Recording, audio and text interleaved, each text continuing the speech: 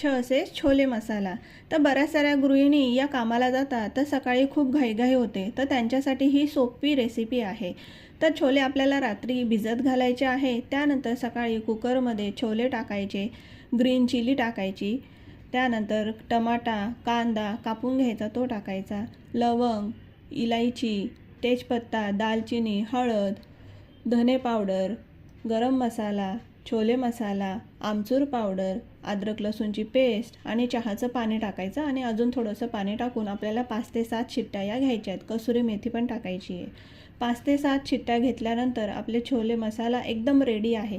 घाबरू नका, एकदम छान असा बनतो, कलरही छान येतो. आता तडका देण्यासाठी जिरं, लसूण, नंतर काश्मीरी लाल चिली पावडर टाकून आपण तडका देऊ शकतो. तर हे छोले मला भातासोबत खूप आवडतात. मी भातासोबत खाते. तुम्ही कशासोबत खातात ते मला नक्की सांगा.